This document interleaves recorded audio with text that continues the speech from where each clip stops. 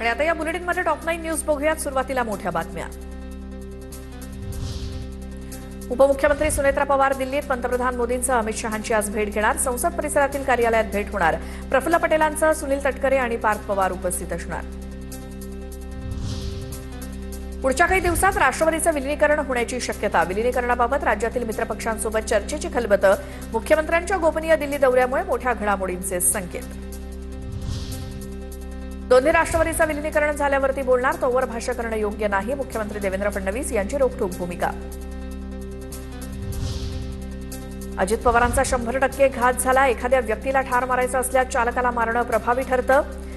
Rise and kill first या पुस्तकातील मजकुराचा उल्लेख करत रोहित पवारांकडनं शंका व्यक्त. या प्रकरणी तपास आंतरराष्ट्रीय तपास यंत्रणेकडनं व्हावा अशी देखील मागणी.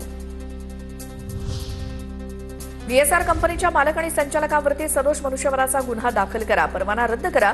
अजितदादांच्या अपघातानंतर रोहित पवारांकडनं व्हीएसआर कंपनीवर प्रश्नचिन्ह. अजितदादांच्या विमान अपघाताची चौकशी सुरू आहे. चौकशीतनं सगळ्या गोष्टी समोर येतील. रोहित पवारांच्या आरोपांवरती मंत्री जयकुमार गोरेंचं वक्तव्य. अजितदादा पूर्व विदर्भातील एका मोठ्या नेत्याला भेटणार होते. त्या नेत्याच्या एका फाईलवरती सही करायची होती, म्हणून दादा थांबले होते का? विमान अपघातावरती शंका व्यक्त करताना रोहित पवारांचा रोख नेमका कुणाकडे? तर सुनेत्रा पवारांची इच्छा नसताना शपथविधी झाला. दादांच्या पक्षातील काही नेत्यांनी शपथविधीला घाई केली.